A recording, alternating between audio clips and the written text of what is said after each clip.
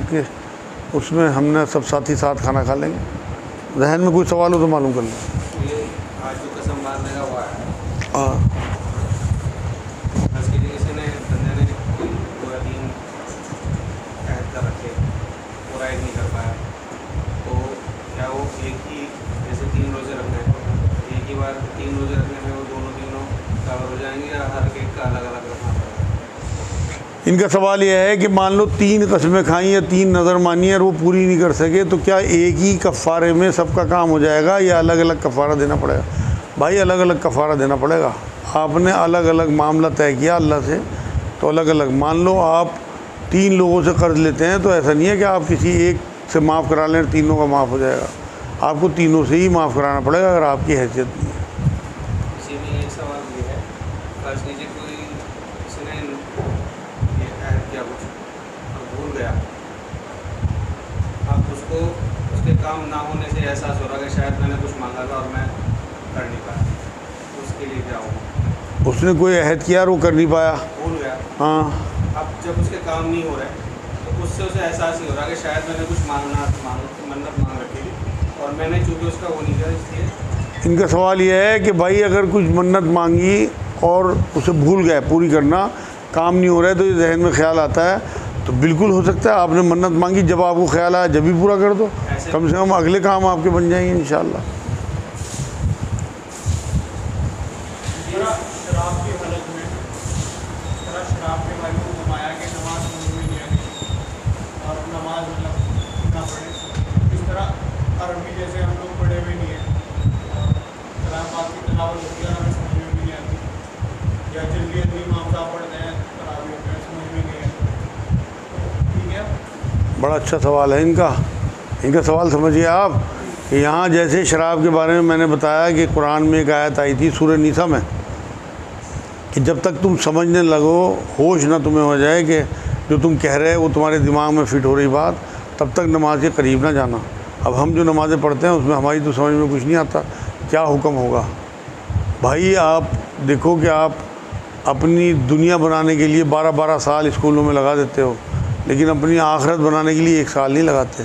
तो अरबी सीखें, हक़ तो यह है, लेकिन अगर आप अरबी ना भी सीख सकें तो कम से कम तर्जुमे से कुरान पढ़ें, और वो सूरतें जो इमाम साहब ज़्यादातर पढ़ते हैं 20-25 सूरतें, उनके तर्जुमे याद कर लें। जो तकबीर नमाज़ों में पढ़ी जाती हैं उनके तर्जुमे याद कर लें।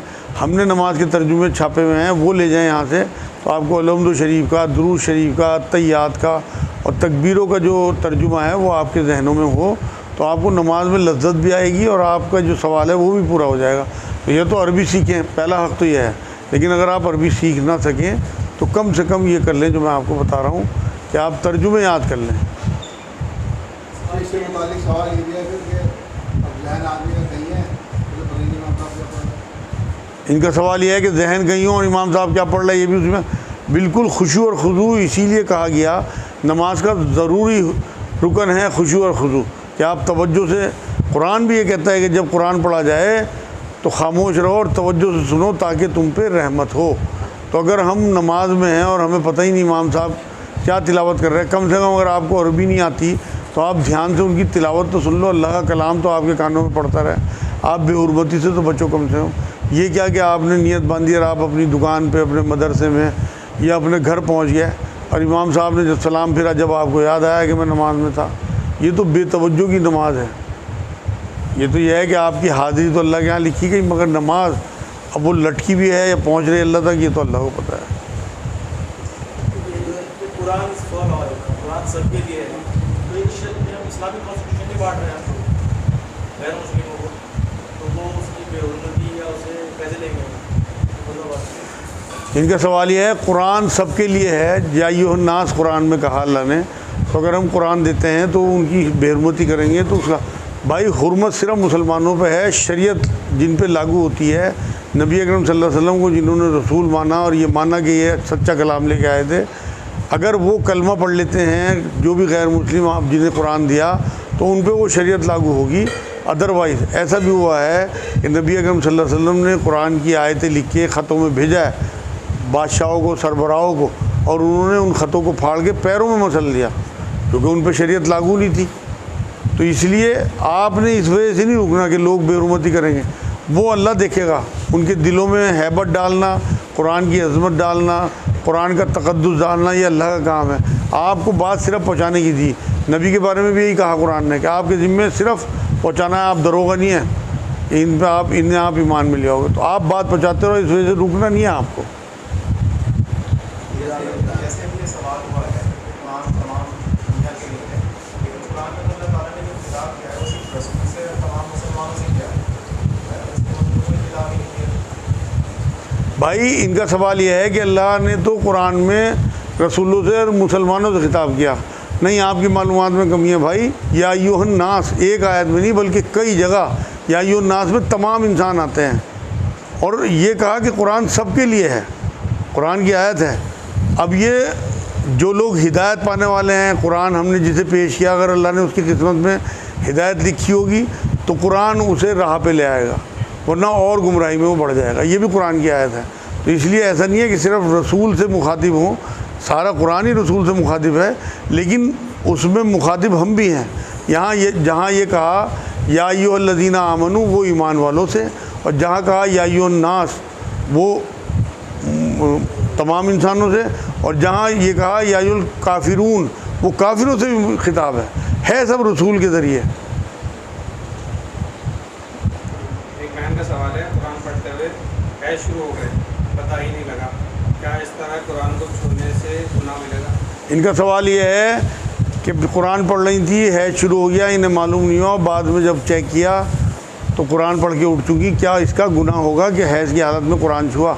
नहीं मेरी बहन, आप ये आयत याद रखो, ला युकल्लिफुल्लाहु नफ्सन इल्ला वुसअहा, कि अल्लाह किसी पे उसकी हिम्मत से ज़्यादा बोझ नहीं डालता। इख्तियार पे पकड़ है, आपके इख्तियार ही में नहीं। अगर आपको मालूम हो जाता और आप फ़ौरन ना उठती, फिर आप गुनाहगार होती हैं। आपको मालूम ही नहीं हुआ, तो इसलिए आपकी कोई पकड़ नहीं है इंशाअल्लाह। जैसे आजकल एक मॉल में लोगों ने नमाज़ पढ़ी तो बहुत वाबिला हो रहा है, तो ऐसे में क्या किया जाए? जैसे कई नमाज़ पढ़ी, इनका सवाल यह है कि एक मॉल में लखनऊ में नमाज़ पढ़ी गई, बहुत वाबिला हो रहा, क्या हल है इसका? भाई बहुत एहतियात करने की ज़रूरत है। इस वक्त इस्लाम को बचाने की ज़रूरत है।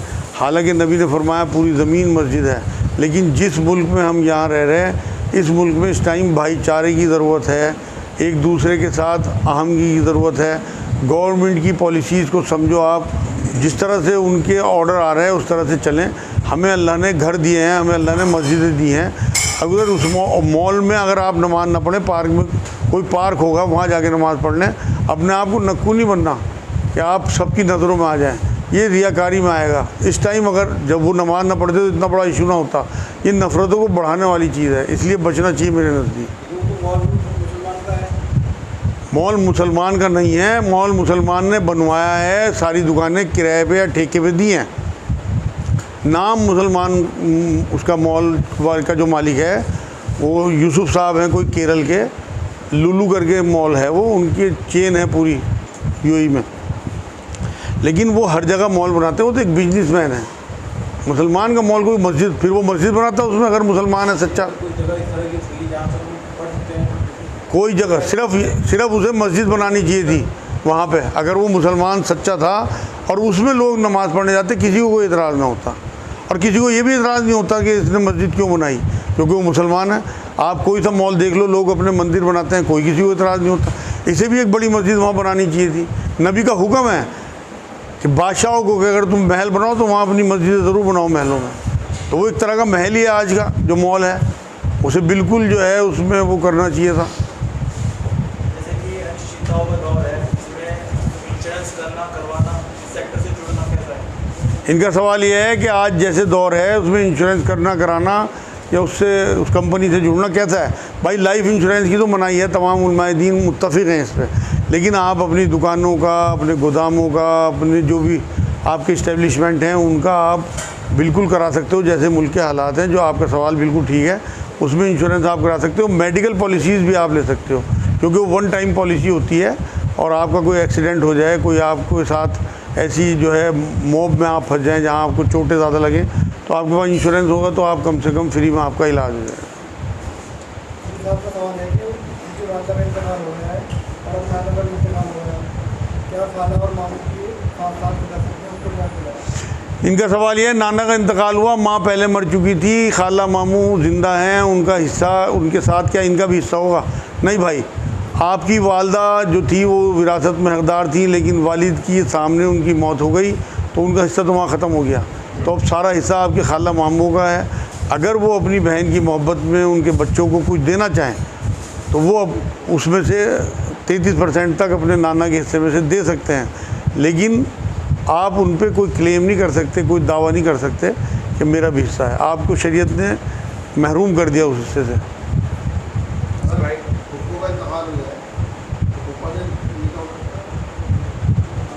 लड़की का इनका सवाल यह है कि फूफो का इंतकाल हो जाए किसी लड़की की तो फूफा से निकाह हो सकता है? बिल्कुल हो सकता है। देखो, कुरान में अल्लाह ने 2 बहनों को इकट्ठा करने से मना फरमाया।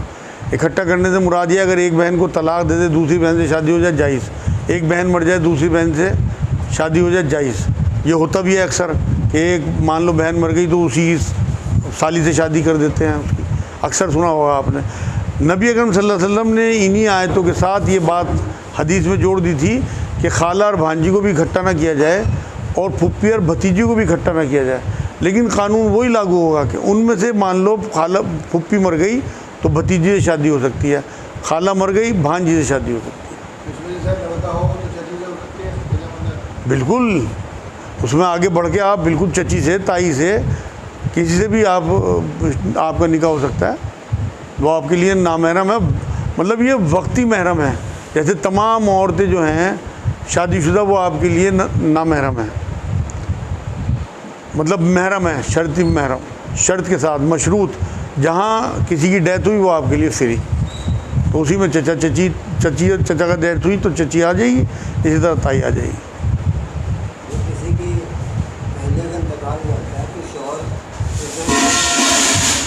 उनकी जनाजे में उनकी शक्ल वगैरह भी नहीं देख पाते, तो क्या है? इनका सवाल है, किसी की अहलिया का इंतकाल हो जाए तो शौहर को शक्ल भी देखना देते, ये क्या है भाई? इस तरह की कोई हदीस नहीं है इस तरह की, और ना नबी ने कभी मना फरमाया। ये तो बेकार की लोगों ने उड़ाई हुई हैं, हमारी तो समझ में आती नहीं है बातें। किसी भाई का सवाल है, मतलब हाथ बटाया था, गुसल उन्होंने नहीं दिया, गुसल औरतों नहीं दिया था, छू नहीं सकते थे लेकिन देख सकते थे। किसी भाई का सवाल है, कुर्बानी करते वक्त कपड़ों पे खून के धब्बे आ गए, धो लिया फिर भी नहीं गए, क्या इन कपड़ों में नमाज होगी? इनका सवाल यह है, कुर्बानी कर रहे थे, छुरी चलाते हुए कपड़ों पे खून के धब्बे आ गए, बहुत धो लिया, धब्बे नहीं जा रहे, तो क्या उनमें नमाज हो जाएगी? बिल्कुल, अगर आपने निजात दूर कर दी और उसके निशान बाकी रह गए तो आपकी नमाज हो जाएगी। इसी तरह इतलाम का भी मामला है, अगर किसी को इतलाम हो गया, उसने अच्छे से कपड़ा अपना धो लिया, उसके बाद धब्बा नहीं जा रहा, तो वो बिल्कुल पाक है। अगर आपने उस तरीके से पाक कर लिया जैसे नबी ने बताया, अगर धब्बे नज़र भी आ रहे हैं तो तब भी आपकी नमाज हो जाएगी।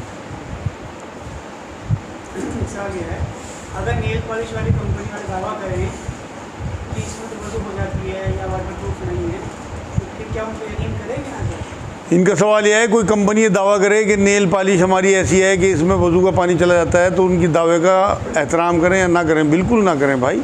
जब तक आप किसी उलमाए दीन से फतवा ना ले लें, उसके बारे में आप रिसर्च ना कर लें कि वाकई एक कोड चढ़ा हुआ हो, मान लो नाखून के पे, उसके अंदर पानी जा ही नहीं सकता किसी भी कीमत पे, ये अपनी चीज़ें बेचने के लिए इस तरह के दावे करते हैं, बिल्कुल नहीं माननी, हमें नबी की माननी है।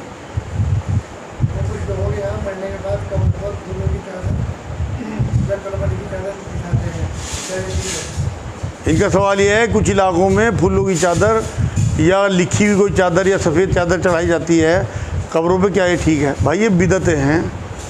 हर वो चीज़ जो बाद में शुरू हुई दीन में या दुनिया में, नबी अकरम सल्लल्लाहु अलैहि वसल्लम के आखिरी खुतबे या सूरह माइदा की 3 नंबर आयत के बाद जहाँ दीन मुकम्मल कर दिया गया था, वो सब बिदअत है। अब उसमें ये देखना पड़ेगा कि जिन चीज़ों का कोई सबूत कुरान और हदीस से नहीं मिलता वो बिदअत सय्या हैं, जिनके बारे में नबी ने कहा हर बिदअत गुमराही है और गुमराही आग की तरफ ले जाने वाली है।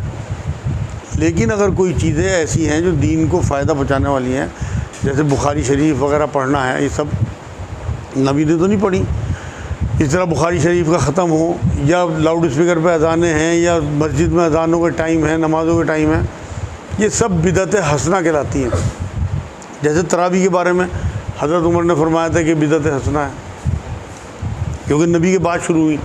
जो चीज़ें नबी के बाद शुरू हुई और वो दीन के लिए ठीक हैं, वो बिदअत हसना, और जो दीन के लिए नुकसानदेह हैं ना अपनी तरफ से दीन का हिस्सा बना लिया और ये समझ लिया कि हमारे ईमान का हिस्सा है, वो बिदअत ये सय्या हैं। और एक बिदअत मुबाह है कि आप करें तो कोई सवाब नहीं, ना करें तो कोई गुनाह नहीं। तो इस तरह की चादर आदर चढ़ाना नबी से तो साबित है नहीं, लेकिन क्योंकि मना नहीं है तो इसलिए आप किसी को मना नहीं कर सकते। बल्कि नबी से तो साबित है कि नबी ने एक कब्र के पास से गुजरे तो एक वहाँ ये बताया साहबा को कि इसमें अजाब हो रहा है, तो वहाँ से 2 ताज़ी डंडियाँ तोड़ी पेड़ से एक में और दोनों तरफ लगा दी कि जब तक ये हरी रहेंगी इसका अजाब रुका रहेगा। तो इसी से उलमाए दीन ने फूल का तो जवाब निकाला कि आप थोड़े बहुत फूल या अगरबत्ती कब्र पे लगा दें, लेकिन नबी की सुन्नत जो है वो वही ताज़ी डंडियाँ हैं, तो इसलिए उससे आगे ना बढ़ें तो वो ज़्यादा बेहतर है। नबी की हद में रहें। इस तरह की चादर आदरों का कोई जवाब नबी की किसी हदीस से नहीं है सल्लल्लाहु अलैहि वसल्लम। जेल में है, चोर है, वो जमात दे सकता है नहीं? कोई जेल में है, चोर है वो, हाँ चोर, उसको जमानत उसकी ज़मानत, भाई इनका सवाल यह है कोई जेल में है और वो चोर है, क्या उसकी ज़मानत दे सकते हैं?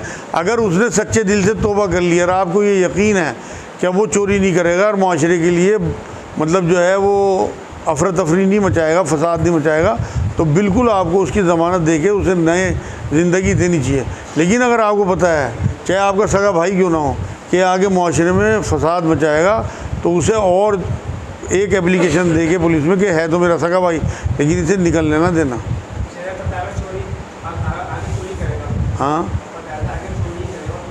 हाँ तो वही तो मैं बता रहा भाई, तो फिर तो एक एप्लीकेशन और दो कि निकलने ना पाए, कोई भी ज़मानत दे, हम नहीं जिम्मेदार हैं। किसी भाई का सवाल है, मैं दुबई में हूँ, बैंक से कर्ज ले लिया था 2 लाख रुपया, आपको पासपोर्ट नहीं दे रहे हैं, क्या करूँ? इनका सवाल यह है बैंक से लोन लिया दुबई में और वहाँ अब अपने मुल्क आना चाहते हैं, वो पासपोर्ट नहीं दे रहे, आने नहीं दे रहे। बिल्कुल जायज़ बात है, आपने उनसे कमिटमेंट किया होगा भाई, जो फार्म भरवाते हैं उसमें लिखा हुआ होगा। और या जिस तरह से हिंदुस्तान और पाकिस्तान के लोगों ने वहाँ लोन लेके और भाग गया है सऊदीया से या गल्फ़ वगैरह से, तो उन्होंने ये एहतियातें शुरू कर दी। तो अगर आपका दिल सच्चा है तो आप कहीं से भी इंतज़ाम करके वो पैसे जमा करा के और अपना पासपोर्ट लें और अपने मुल्क आएँ।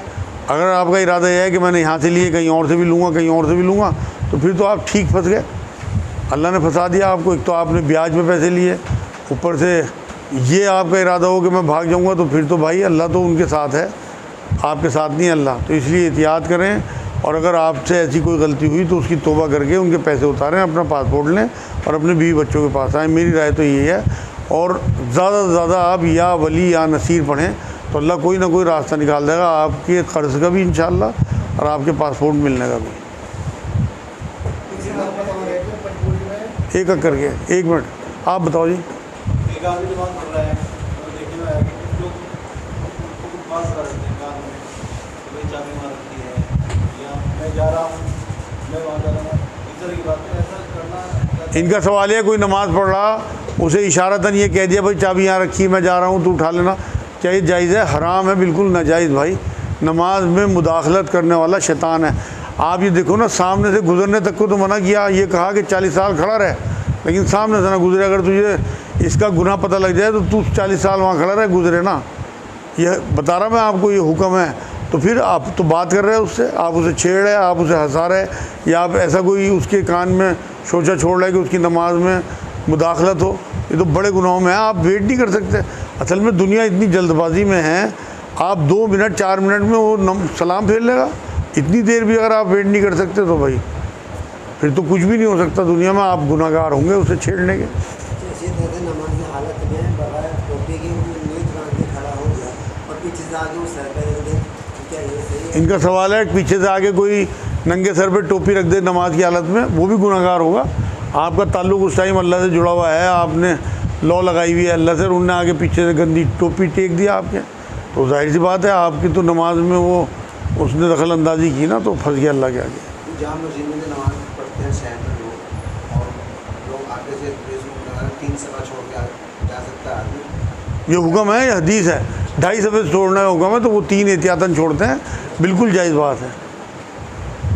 आपका क्या सवाल था? क्या जमात में लोगों के बीच में अगर फासला रह जाए थोड़ा बहुत रह जाए, या जैसे कोरोना में ज़्यादा फासला था, क्या ऐसे नमाज से हो जाती है? भाई इनका सवाल यह है कि जमात में लोग थोड़े फासले से खड़े हों, जैसे कोरोना में एक आदमी बीच में छोड़ के खड़े हो रहे थे, क्या नमाज हो जाती है? नमाज तो हो जाएगी भाई, लेकिन गुनहगार होंगे। लेकिन कोरोना का मामला अलग है। नबी ने फरमाया बीच में फासला ना छोड़ो, तो हुक्म मानना है आपको। लेकिन कोरोना में क्योंकि गवर्नमेंट का हुक्म था और आपको फॉलो करना था, तो वहाँ तो आपकी नमाज बिल्कुल दुरुस्त है और हो गई। नमाज यहाँ भी हो जाएगी, लेकिन आप गुनहगार होंगे हुक्म ना मानने। ऐसा नहीं है कि नमाज नहीं होगी, ये तो लोग ज़्यादती करते हैं। इंसान हमारे मजबूरी में कुर्सी पर नमाज पढ़ते हैं, तो वो कह रहे हैं कि बैठे बैठे नमाज पढ़े या फिर खड़े होकर नमाज पढ़े। इनका सवाल ये, कुर्सी पे नमाज़ पढ़ते हैं, खड़े होकर क़िरात करें या बैठ के क़िरात करें? मेरे नज़दीक तो बैठ के करनी चाहिए, क्योंकि जो सजदा नहीं कर सकता उससे क़याम भी साकित हो जाता है। या आप चाहे फतवा ले लें इस बारे में, तो इसलिए बैठ के नमाज़ पढ़नी चाहिए, लोगों को डिस्टर्ब नहीं करना चाहिए। आप खड़े होंगे तो आप जमात से बिल्कुल अलग नज़र आएंगे, बैठे हुए होंगे तो आप जमात में नज़र आएंगे कुर्सी पे। तो इसलिए पूरी नमाज बैठ के पढ़ें, खड़े होने की कोशिश ना करें। जब अल्लाह ने आपसे फ़िलहाल सजदे से आपको फ़िलहाल महरूम कर रखा वक्ती तौर पे, तो आपसे क़याम भी साकित कर दिया गया। मुबारकबाद देना, जैसे ईद की मुबारकबाद देना, जुमे की मुबारकबाद देना, या जन्मदिन, या सालगिरह, या हैप्पी बर्थडे, या फिर मदर डे, फादर डे, इन सब की मुबारकबाद देना। इनका सवाल यह है मुबारकबाद देना दिनों की कैसा है? भाई मेरे नज़दीक तो कोई हरज है नहीं, बिदत है, बिदत मुबाह। मुझे मैंने कहा अगर आप मुबारकबाद देते हो कोई गुनाह नहीं, कोई सवाब नहीं। तो इसलिए क्योंकि नबी अकरम सल्लल्लाहु अलैहि वसल्लम इस तरह से मुबारकबाद नहीं देते थे। लेकिन अब जिस माशरे में हम रह रहे हैं, अगर आप मुबारकबाद देते हो तो एक दूसरे से कुर्बत होती है, मोहब्बत होती है। मेरे नज़दीक कोई हरज नहीं है। औरत के सिर से नमाज में दुपट्टा थोड़ा हट जाए तो क्या नमाज हो जाएगी? इनका सवाल यह है, औरत के सर से दुपट्टा हट जाए नमाज़ पढ़ते हुए तो क्या नमाज हो जाएगी? बिल्कुल हो जाएगी भाई। कुछ उलमाए दीन तो 1/4 कहते हैं सतर का हिस्सा अगर खुला रहे, और कुछ कहते हैं 1/3। तो ये तो ज़रा सा हिस्सा खुला सतर का, कोई हरज नहीं, नमाज हो जाएगी इंशाअल्लाह। बस मेरे ख्याल में आज के लिए इतना ही काफ़ी है, क्योंकि काफ़ी टाइम हो गया, खाना भी खाना इंशाअल्लाह। वमा अलैना इल्लल बलाग। अगले हफ्ते से नमाज जो है 9 बजे कर देंगे। टाइम किस टाइम हो रहा है?